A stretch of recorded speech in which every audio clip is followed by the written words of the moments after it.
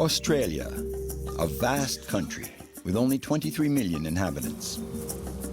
Richard is going to be our guide as we visit the Buccaneer Islands, a region that is as inaccessible as it is hostile. In this harsh environment, there are men at work gathering pearl oysters.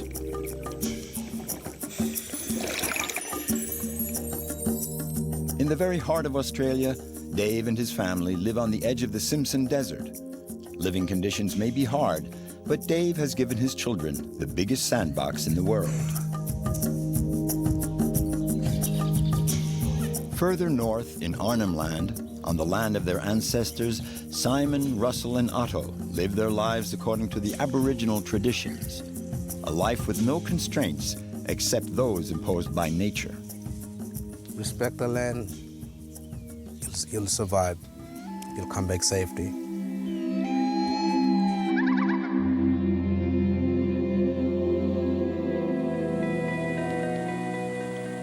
The Buccaneer Archipelago is made up of countless islands and islets stretched out over 1,000 kilometers. They are practically uninhabited. There are the rare navigators that pass through, but apart from them, the only other people that venture into this liquid labyrinth are the pearl farmers.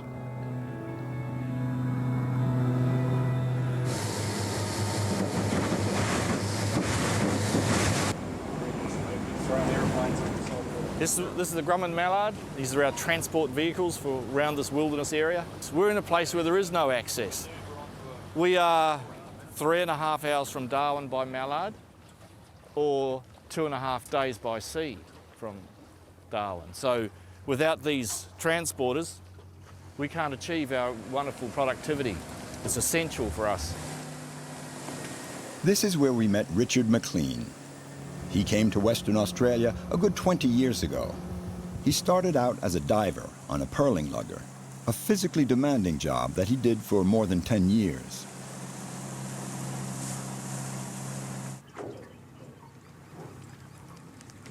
It's beautiful. And it's kind of peaceful at the same time too.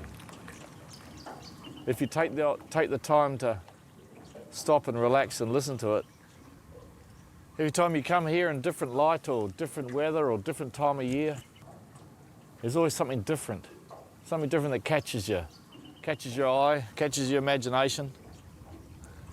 I find it very inspiring.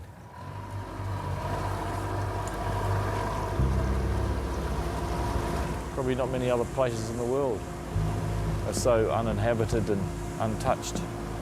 We're very lucky. Make it back for breakfast. Richard could never bring himself to leave this region. Now he manages all the pearl farms for Paspali, one of the world's leading pearl companies. The story of these pearl oysters begins off the coast 300 kilometers south of the Buccaneer Islands.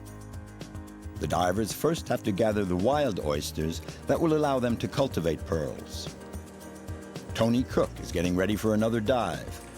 20 meters down, the water is 19 degrees Celsius. The visibility is mediocre, but no matter, Tony has to dive. Our fishing season starts around April and runs for anywhere up to 2.5 to 3 months. We take a team of divers up to 48. Paspali will take down the coast on up to half a dozen different motherships. We tow the divers, we call them drift divers. Drift diving, we tow them along the bottom where they're sole purpose of being down there is picking up the shell, the wild shell, and during the day the divers will spend up to 8 hours a day underwater using our devised tables to ensure that we have no decompression illness.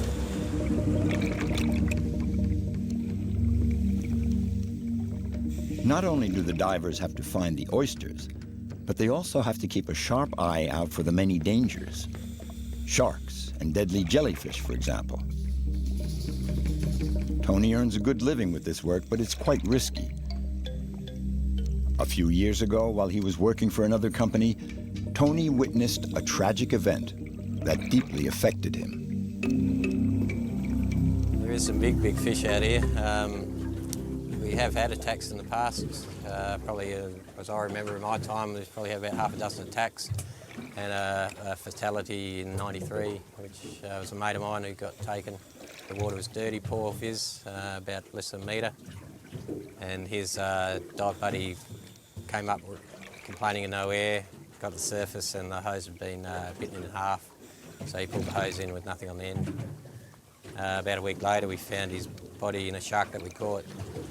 But yeah, it was pretty tragic for the whole industry and everyone involved. It's always in the back of your head, especially in dirty water when you're working zero visibility. I think it's like anything, once you've been doing it for so long, you just take it as part of your job.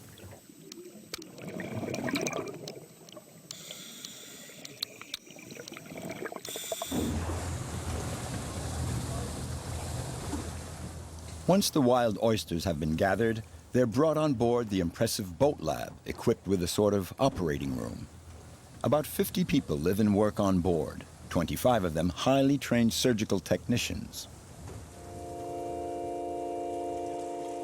This is a gold-lipped Pinctada maxima, more commonly known as the South Sea pearl oyster. As oysters go, it's huge and produces a brilliant nacre with a satin sheen.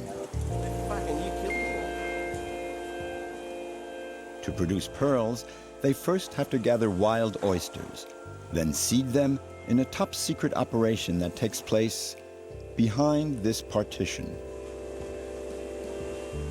Each oyster has to be delicately pried open in order to implant a nucleus, a small pellet of special limestone. The foreign body will remain inside for 2 years while the oyster coats it with nacre. Once the seeding is done, the whole crew is mobilized to put the oysters back into their natural habitat. Only now they're held in baskets so they don't drift off the current.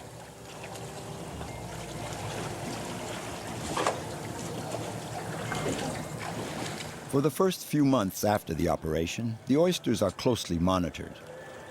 Every day, Tony and the other divers have to keep a watchful eye on their precious oysters.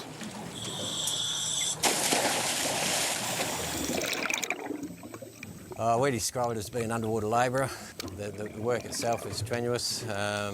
It's like pushing a wheelbarrow underwater. Imagine that. We're in 20 metres of water most of the time, which is 3 atmospheres of pressure. So you've got those extra pressures on your body while you're working. You're lifting and carrying things unnatural ways. Yeah, you do get worn out quite quick.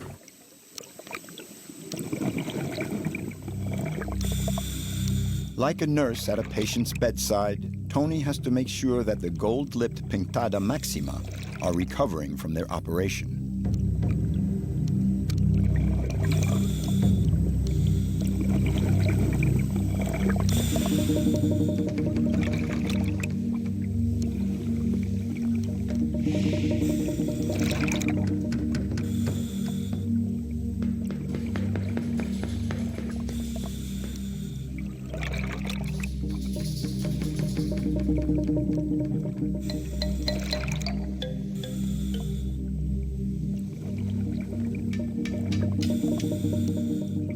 It's tedious work alone at the bottom of the sea, and one has to be in excellent physical shape to be able to operate in such conditions.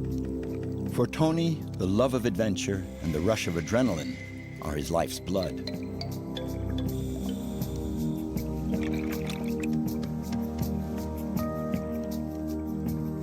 No, you're not seeing things. Tony is really toying with a sea snake. But he has to be careful, for one bite from this snake could be deadly. Luckily, Tony's wetsuit is thick enough to protect him from the lethal fangs. It's just a passion for diving and being on the ocean. Yeah, came up this way surfing and fishing, and ended up jumping on one of the pearl boats to start with when I was a young fellow, and just pursued it. Been with it for nearly 20 years, so yeah, I've never had a bad day. We're about to leave the operations grounds that we're at Sandy Point, and then head up into the Buccaneer Archipelago into Talbot Bay. It's going to be about a 16-hour run for us. We should be there probably tomorrow afternoon.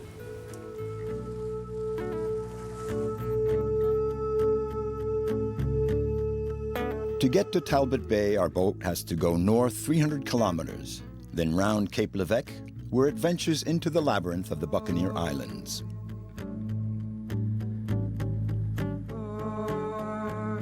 There's thousands of islands, inlets, channels, great tides. It's uninhabited and it's just a fantastic area. The early morning light and the late afternoon light is when you see it at its best. It can look very harsh in the midday sun because it's a harsh environment. There's a lot of local knowledge required not only to safely navigate through these areas because they're poorly charted, but it's a beautiful area. It's beauty in its ruggedness, I think.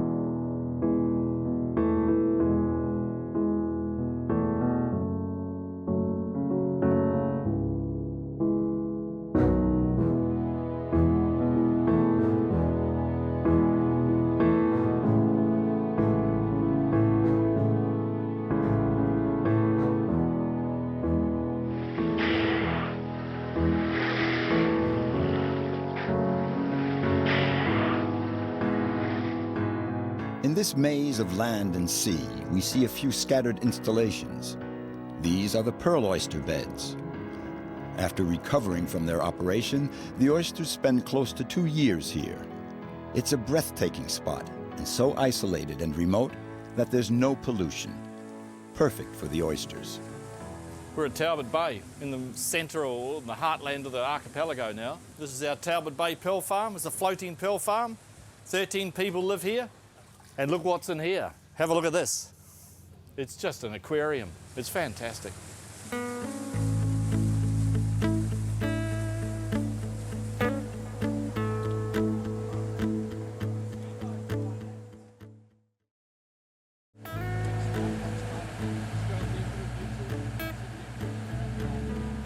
Bit of fishing to top the day off.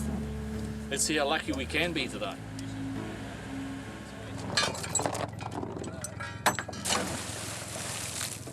A lot of people, this is the reason they come to work here, so they can fish. It's more than a sport. It's a way of life for a lot of people fishing. Oh, yeah! Oh, yeah! There's a fish! And there's another one. Look, there's a croc coming in. Look at him. Very unusual for a croc to come in this close. You can jump clean into the boat without batting an eyelid. If you've ever gone on a jumping croc cruise like out of Darwin, it gives you one thing, you realise how high and how fast these crocs can jump. And you know, that's what everyone gets a bit sucked in about crocodiles, because they see them looking docile like that one is, just floating on the top of the water. But when he goes, you can see how fast he just comes in from out of nowhere. Past 10 metres from their normal depth. Watch out. Just let him come in a bit. Oh, it's a cod. He's got the biggest one of the day too, but... Oh, it's a cod. It's a good cod too. He's quite a big croc, 3 metres or so. But get off there. Yeah. Just get off the edge of the boat. He'll chomp you. Come on.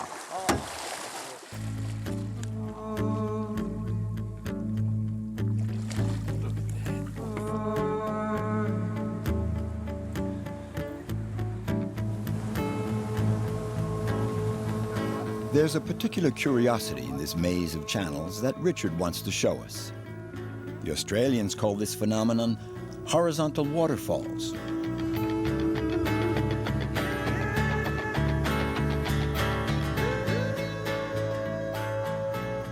Yeah, there's a lot of water trying to get in or out of these gaps, so it causes these eddies, whirlpools. It's a pretty, we're very lucky at the moment because it's almost slack water, but still there's this much turbulence. So you can imagine what it's like at flood tide. It's extremely dangerous. We wouldn't be coming through here in a flood tide. 24, 26 feet is the difference between high and low tide. And that amount of water coming through these tiny crevices and rock gorges and that, tremendous amount of energy, huge amount of water being moved. All that turbulence and water exchange also increases the amount of oxygen in the water for food life, for our pearl shell and for all other fish species.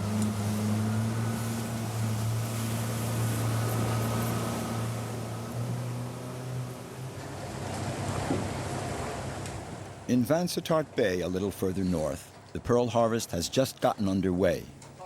For Richard and all his co-workers, this is a period of feverish activity. And now we'll finally get to see the fruit of all this effort. And they say it's never the same thing twice. This shell now is probably 7 years old. It was 3 to 5 when it was fished on the Arnhem Land beach. It has another 2 years grow out. And it's been cleaned more than 50 times in that 2-year period, carefully by our farm workers. And it was delivered to the ship last night, opened this morning, and there we have beautiful pearl. Let's go upstairs and see what's come out of the harvest today. To produce these little shimmering pearls, a whole battery of techniques and equipment has been mobilized. But without the natural nursery of the Buccaneer Islands, would these little gems attain this superb quality? That's a beautiful pearl. You can hardly see the shoulders of this pearl. You look through them. We're very, very pleased. This is going to be a good harvest. To see such promise, such nice colour, nice clean pearls, nice shapes, this is exciting.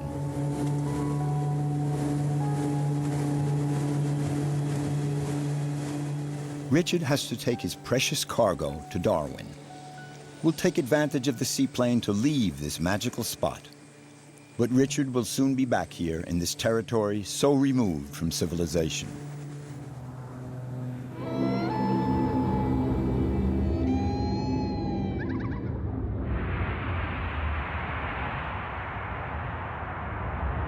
Could be easy to get away, could be easy to forget you. It could be so hard today.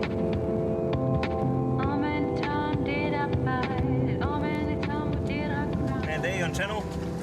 Yeah, receiving, Dave. Yeah, I've just picked up those boys. We're on our way back for a beer. Copy that.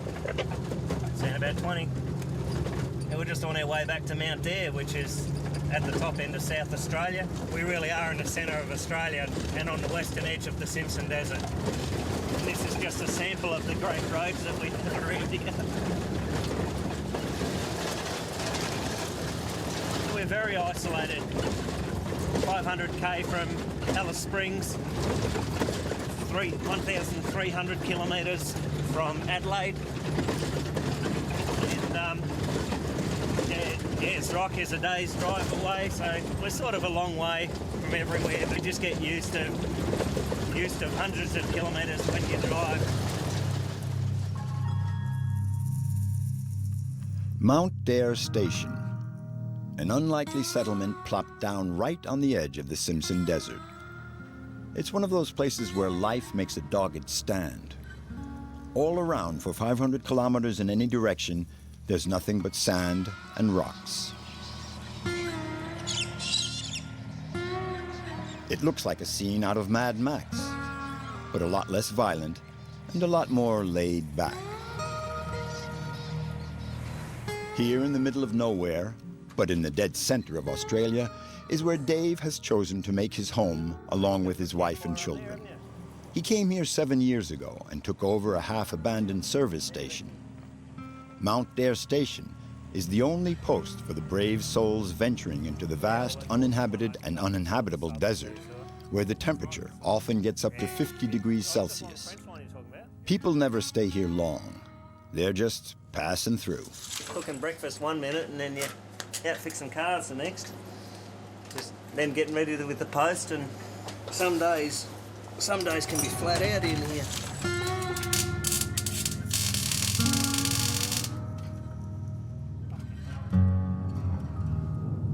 Dave is the only person you can count on if you get lost in this hostile environment. This spot does have the one natural resource that made it possible for Dave to settle here, a source of water. Everything else has to be brought in from the outside, and that means far away. This is all the supplies we need to look after all the tourists that come through. And at this time of year, it's very busy, so as you can see, we've got quite a load on at the moment. Takes us about 7 hours in the truck. It's usually 2 nights in town. And yeah, then we get back here, unload it, rush off and go and do another job. You do have to plan well ahead, and if you forget something, well, it's weeks before you get it. And our vegetable supplier forgot our lettuces. No lettuces. That's it.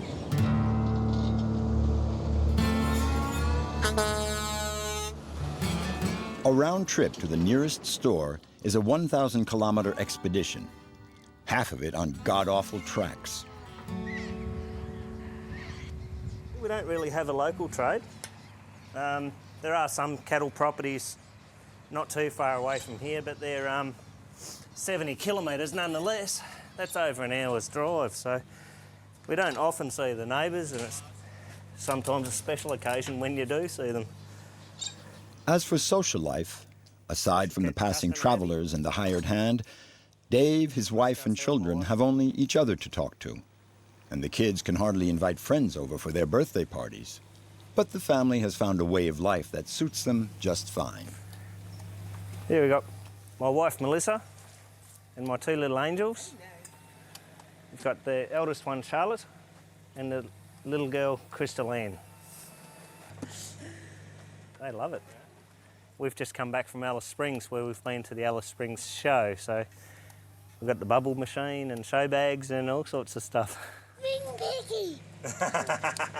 Just enrolled Charlotte. She's 3.5 for next year. She does kindergarten. It'll be correspondence through Alice Springs, and the year after that, then it'll be over the internet, School of the Year. They can see their teacher through via the camera on the internet, and they can do music, they can do dancing, painting, anything they can learn is on the internet, and they've got a 99.9% attendance rate. So, and it's the biggest classroom in Australia. Just closing your eyes. It is throughout Outback Queensland, Northern Territory, South Australia, Western Australia. So it is just huge.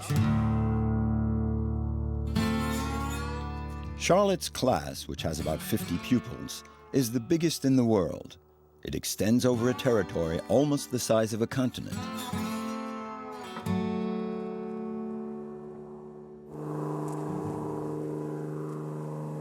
We're going out to the airfield to go and meet the plane.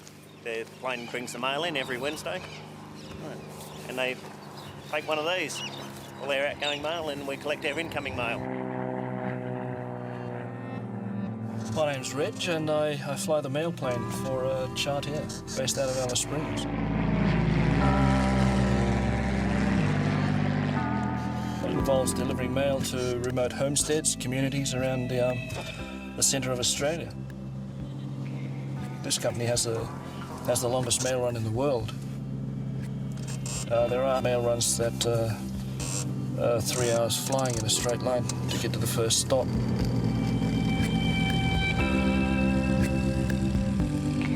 Morning. Good. And I've been preoccupied and forgot to bring you a drink out, but you're quite welcome to come over to the pub and grab one if you want one. Just the one? Yeah, just the one, probably 2 kilos. Yeah, no dramas. Everyone looks forward to mail day, and we'll sit around the table and divvy out all of the mail and work out who's been ordering the most things. We have probably 9 mail runs on our books that go as far as West Australia, South Australia, and into northern Queensland. And it can take you all day, a good 8.5, 9 hours of flying to complete a mail run. And that's a pretty big day. These postmen of the desert are the spiritual heirs of the early pioneering pilots. In spite of the long hours, the solitude, and the difficult conditions, they still nourish the dreams of many an Australian youth.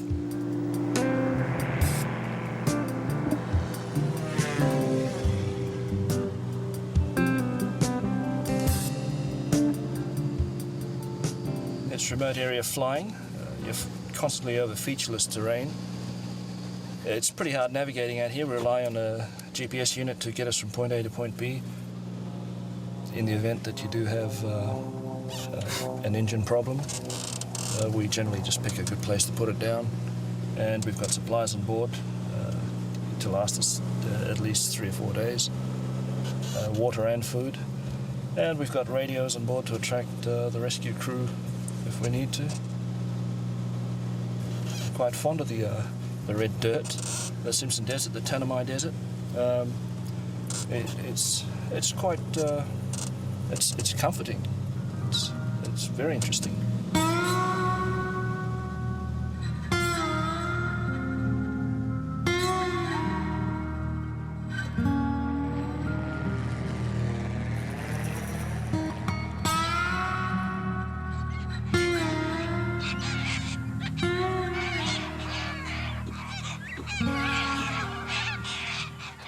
We've got to put the big wheels on, mate. We've got to go out in the desert for a couple of days, so we've got to slot these on.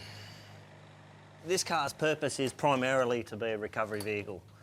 It goes out to do tows, pull people out of bogs, repairs, anything that needs doing around here. And I'm going to take my little girl away with me this time.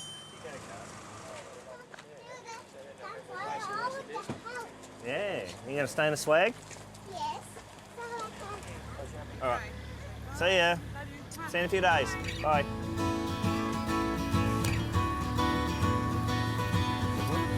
I'll get in a minute. Ready for big trip?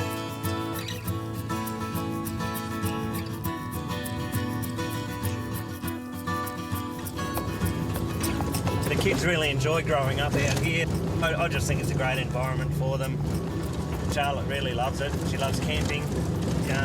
Really loves camping, sleeping in the swag and stuff, looking out at the stars through the open swag. Loves it.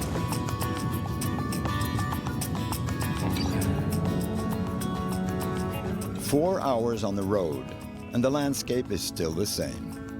Dave doesn't get tired of it. He chose to live here in the company of these huge sand dunes. Just being able to live and work in country like this is just special. You know, you don't want to be battling your way through traffic. I'd rather battle my way through sand dunes, you know. Yeah, we're going to camp just here, Charlotte. This be a good place for the camping. Yep. And you get. There you go. Get the camping stuff out now. Yeah. Oh. We're at Perney Bore, which is 65 kilometres to the east of Dalhousie Springs. And as the name depicts, Perney Bore, it is a man-made bore that has been turned into a wetland. They were looking for oil and, yeah, all that came out of the ground was near boiling water. So they said, don't need this, and off they went, leaving it flowing at, you know, so many thousands of litres a second.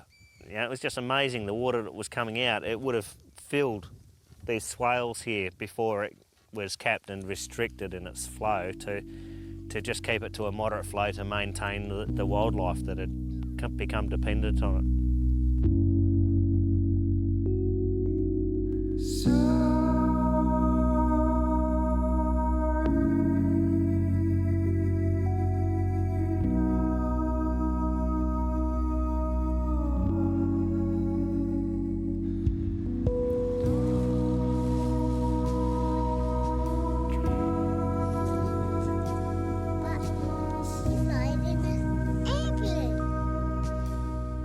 To raise kids out here has been a great privilege.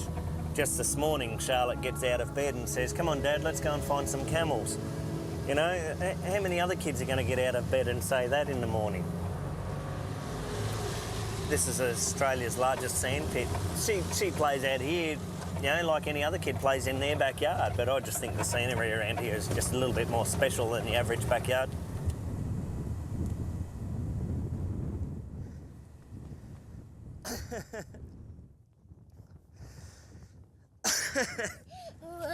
Oh, okay. My scissors losing, Dad. Kiss.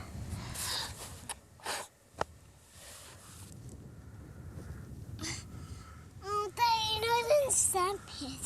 Yeah, it's a big sand pit, isn't it?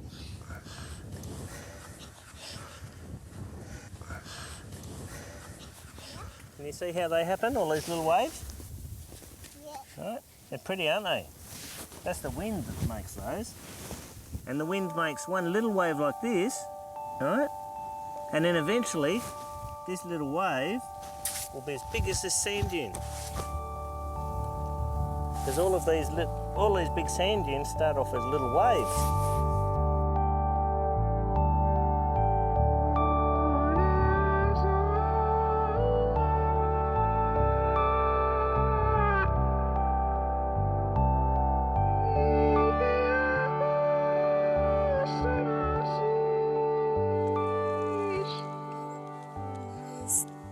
star's gone. Oh. Where the stars gone? Died in the sky. Oh, okay. And where's the moon? The moon's still over there, is it? What's that? Oh, righto. Inside the circle, a fire. It's really hot. Hey, look, a spider. He's looking for his mum.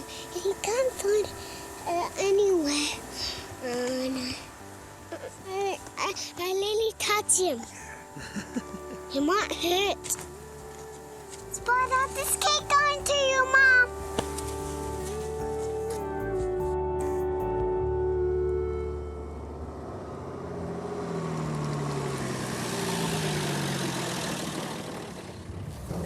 When you're out in the Simpson Desert, you've got 300 kilometres of sand dunes, no habitation for 500 kilometres between Mount Deer and Birdsville. And it's the vastness that is out here, it's just undescribable. It's really something that you have to see to feel, I think. It's God's own country, you know. It's the colours around here, the beautiful rich reds are just fabulous. I love it. 6.5 years I wouldn't be here if I didn't like it. It's hard work, no doubt, but yeah, it's a great environment. It's peaceful. I just think it's great.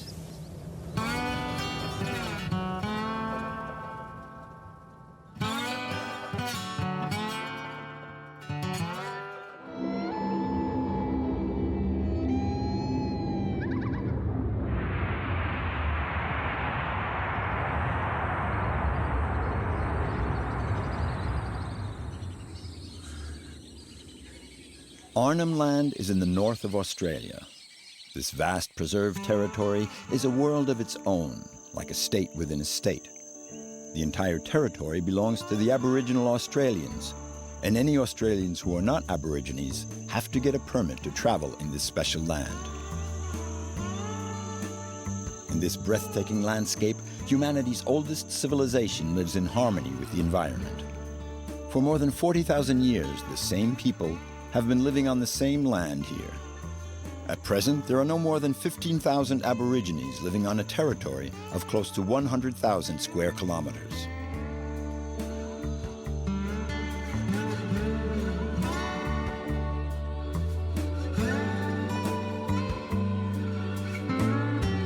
My old people, ancestors, walked this country from thousands of years.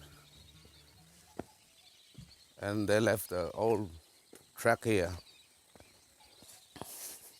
This is tough country. You have to have a lot of knowledge to survive on this country. My father taught me how to live on country, and he learned from my grandfather. The knowledge has been passed on to this country. In the heart of this peaceful landscape, we meet Otto Bulmania. He's a clan chief. According to tradition, each clan lives on its own territory and moves around according to the seasons.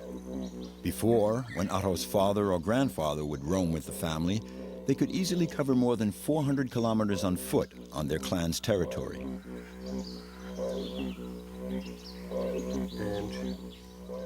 I'm the traditional landowner of this country here, as you can see. This is all my country.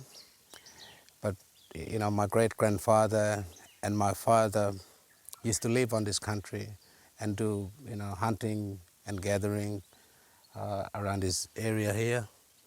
And now my father and grandfather gone. I am the traditional owner.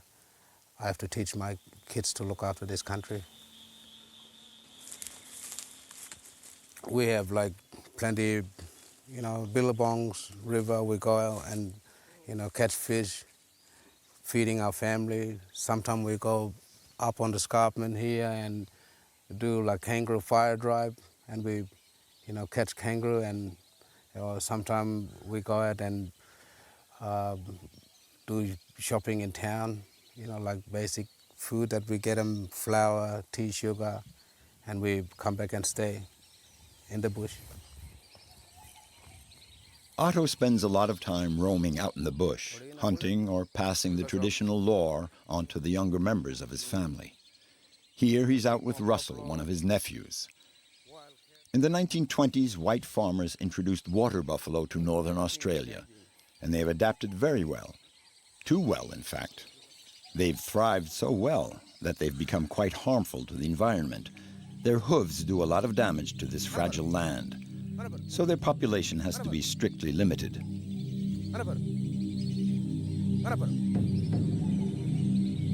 Why?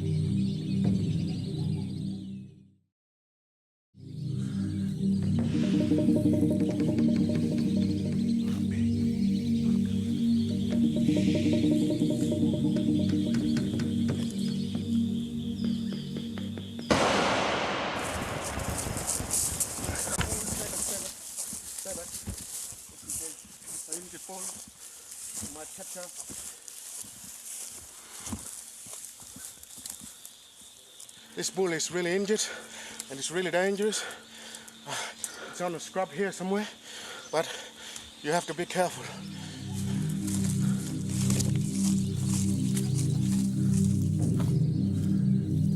There's no hunting season for the Aborigines. They hunt to live all year round according to their needs.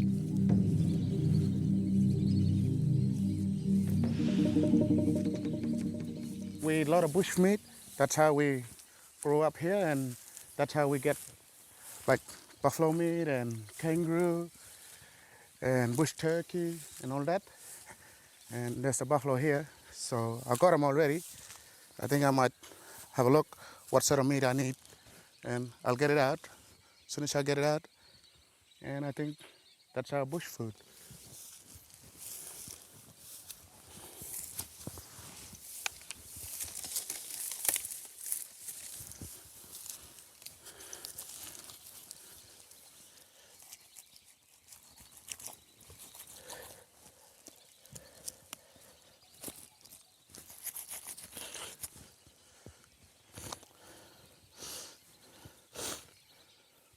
Sometimes we go out to the billabong. We had a lot of lilies in the billabong, but now it's all gone from the pig and buffalo. So we have to get rid of them all the time sometime. Keep the number down and keep them out from the good place. Living off the land also means protecting and taking care of it. It's a family affair, and each member has to do their part. Russell and his little brother Simon have gone out into the bush. They've been camping here for 5 days now. They call this a walkabout, a period of roaming without any specific destination. The land, it'll take my breath away always. When I'm out in bush, it's really strong culture, and the way we sit around the campfire light, and yeah, I like it out here, and it's really beautiful, and the way you can hear the water, and it's really, really quiet, nice and quiet.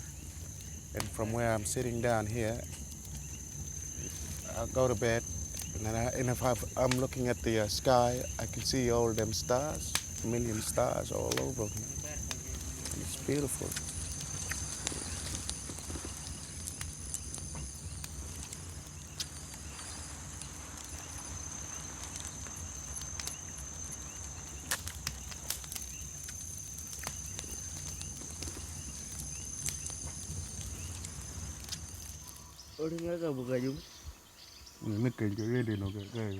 A walkabout can last a few days or a few weeks. It depends on how the spirit moves them. They take their time to camp, hunt, and simply enjoy the landscapes. This is the normal life of the Aborigines.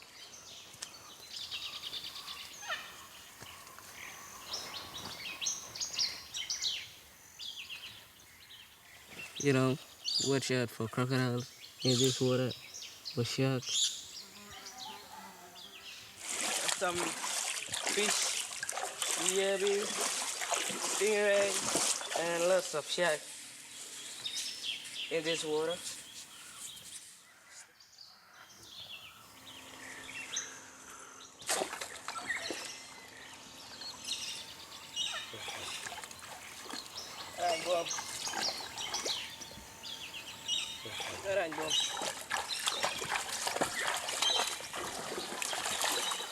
This is my mother country, you know.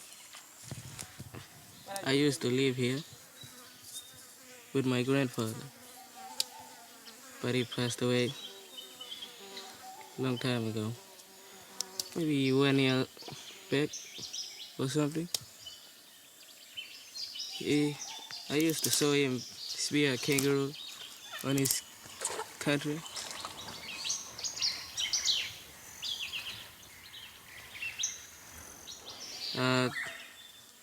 He used to spear a wallaby with little wallaby. He used to bring back that little wallaby to me, and I grow him up. Oh, lots of people don't like that. They don't have the land. Just good life for us in this place.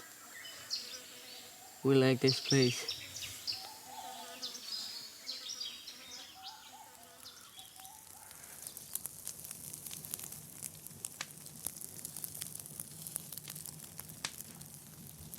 Bushfires raging out of control can be devastating for these parched lands.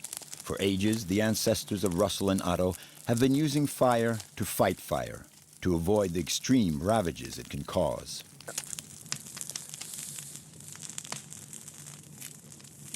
It's fire season, and we're gonna burn the whole Arnhem Land. So everyone's lighting fire now in every stations, and people live in hunting area. They all burn all that stuff. So it's fire season.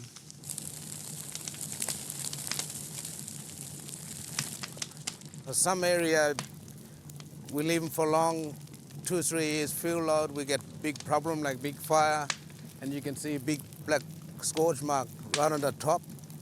And for this sort of fire, it's a cool fire. And when we burn like this, few days time, all the reshoot grass will come back, and then wallaby will come back, big buffalo will come back, wild cattle, and we can, spot them in a good place. It's very old system, like it's been from the very beginning, since our ancestors' time. They've been, putting the fire so that our ancestors warming themselves and feeding from fire. So it's really important, like fire gives us everything. Russell's family appears out of the smoke. No GPS, no compass. The Aborigines can drive for hours way out in the bush and find exactly what they're looking for. They've dropped in to spend the evening with Russell, which means getting dinner for 10 extra people. But that doesn't seem to worry Russell.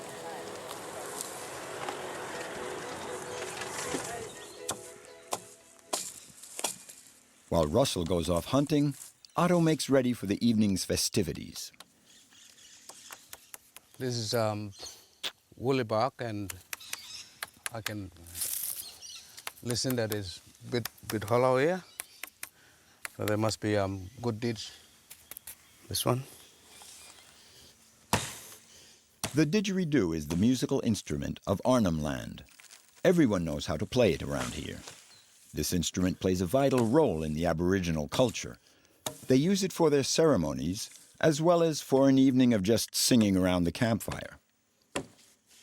To make a good didgeridoo, the recipe is quite simple.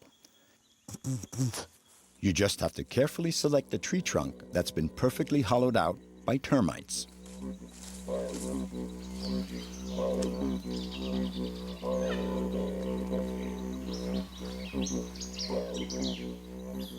And I got a lot of family, just came up for visit. So I think I need to get a lot of meat a little bit and take it back, and we'll cook them around. And I think we'll sit around the campfire Saturday night out. That's a family night to enjoy eating and have fun and talking each other. And I think we're gonna have a big feed and wash our hands, and I think go to bed.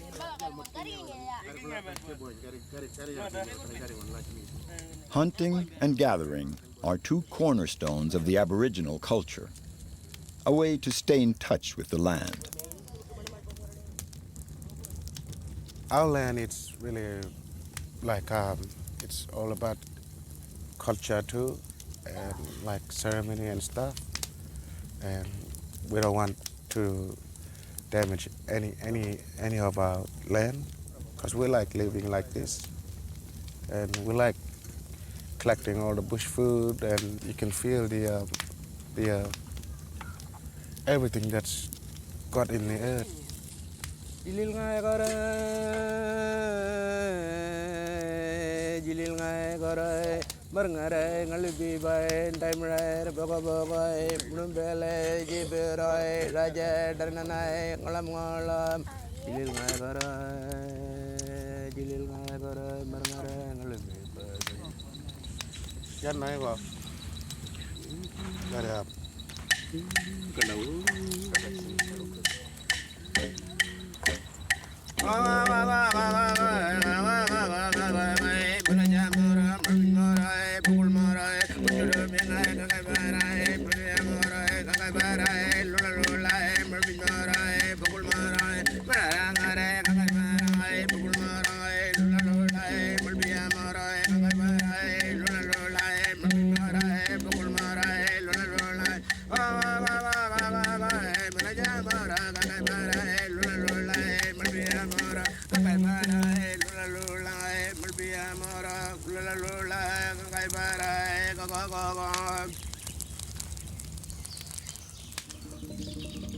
In the Aborigine tradition, these are called songlines, litanies chanted in a language no one can understand, but they are essential.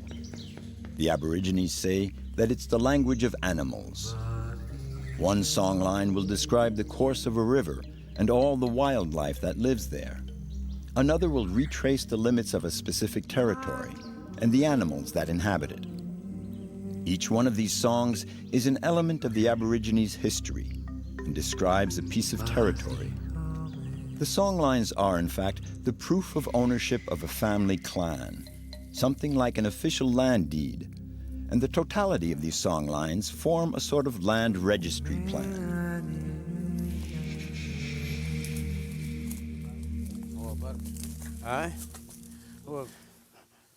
This is like my grandfather's wet season camping area. During floodwater, he used to come and camp here for black wooloo, for hunting kangaroo. There's no any car track, pretty rough country. It's the middle of the nowhere, and you can find them this sort of painting around this everywhere. All these oral and pictorial traditions go back to the dawn of time. They're a way of transmitting information, and even though they're not written, they're just as precise.